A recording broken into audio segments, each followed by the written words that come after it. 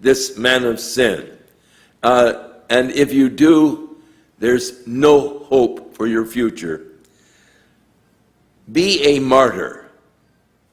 If they demand that you worship him or be put to death, be a martyr.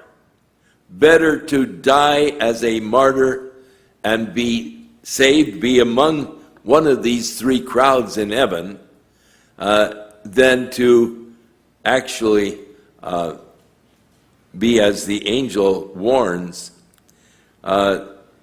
drinking of the wine of the wrath of God, which will be poured out and in the cup of his indignation, and be tormented with fire and brimstone in the presence of the holy angels and of the Lamb. And the smoke of their torment will ascend, aeonios proston aeonios. In the Greek, it is the strongest phrase that you can use for eternity, from the ages through the ages.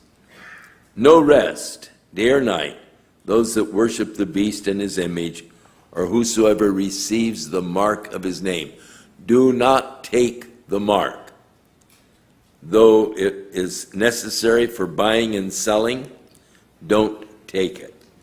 The interesting thing about this mark of the beast, no man can buy or sell without it, would indicate that the monetary systems of the world are going to be discarded. One of the great problems, social problems in our world today, is the problem of thievery, the problem of robbing. And when they go into a bank to rob the bank, what do they want? They want the money. But what if money was declared of no value? And you were assigned a mark, not just we already have our little marks in our credit cards, but that's not placed on your body. But credit cards can be stolen. And so they're going to say, look, we're going to solve this problem, this social problem of robbing and so forth. And what we're going to do is you will receive a mark in your right hand or in your forehead, and you will do your buying and selling with the mark. It's interesting, they've already developed little computer chips that can be inserted, and they have actually experimented here in the United States in an area in Florida where people had these little implants that were put in their right hand on the back side of the wrist. And it was very handy. You go to the beach, you don't have to take a purse or a wallet, but you can just go to the beach, and if you get hungry, you can go to the little stands and order your Coke and hot dog, and then what they do is just hold out your wrist and they scan it, and you'll be charged. Your bank account will be charged just like you were using a Visa card or something of that nature. So it's being experimented with already. And we can see that it isn't much of a step of developing this kind of a system, and it can be sold on the fact that it will stop so much crime. You don't have to worry about someone snatching your purse or picking your pocket. You won't have to worry about,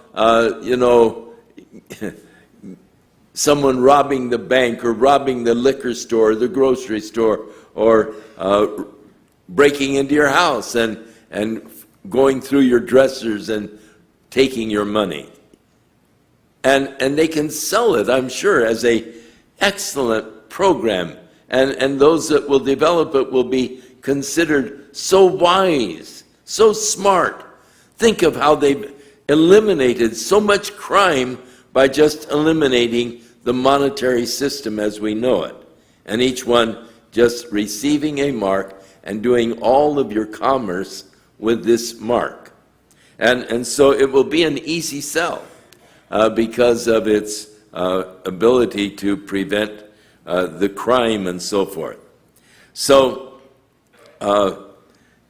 it's on its way. It's going to come. And of course, we have the warning, though, don't get involved in that system. Don't take the mark in your right hand or in your forehead. Here's the patience of the saints. Here are they that keep the commandments of God and have faith in Jesus. And I heard a voice from heaven, and it said unto me, Write, Blessed are the dead which die in the Lord from henceforth.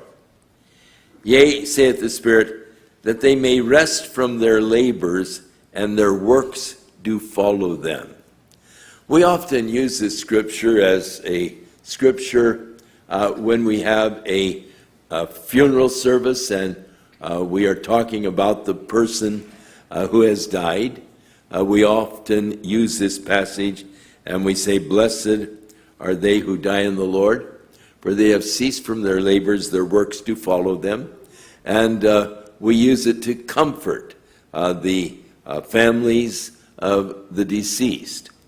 But in reality, this scripture is speaking of this period of time when people will be put to death for not taking the mark, for not worshiping the beast.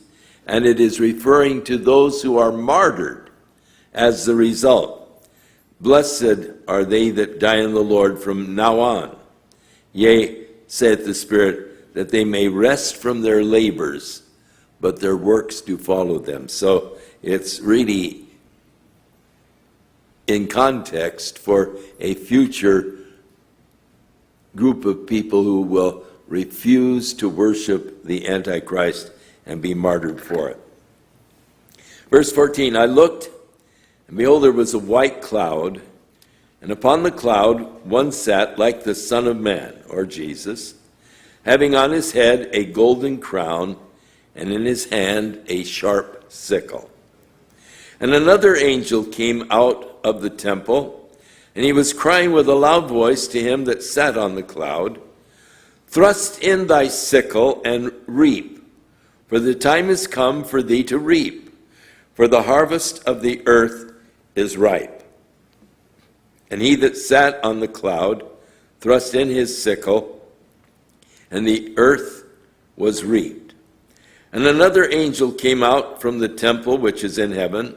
He also had a sharp sickle. And another angel came out from the altar which had power over fire.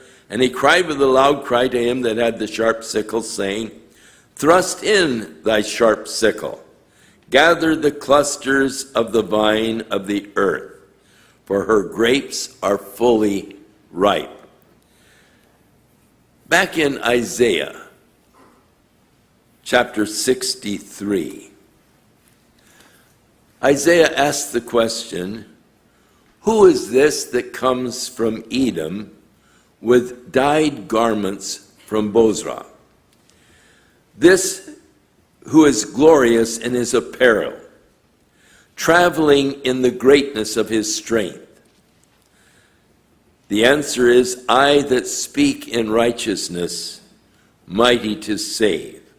The question, why is your apparel red, and your garments like him that has tread in the wine fat? The answer, I have trodden the winepress alone, and the people and of the people there was none with me. For I will tread them in mine anger, trample them in my fury. Their blood shall be sprinkled upon my garments, and I will stain all my raiment. For the day of vengeance is in my heart, and the year of my redeemed has come. And I looked, and there was none to help him. And I wondered that there was none to uphold.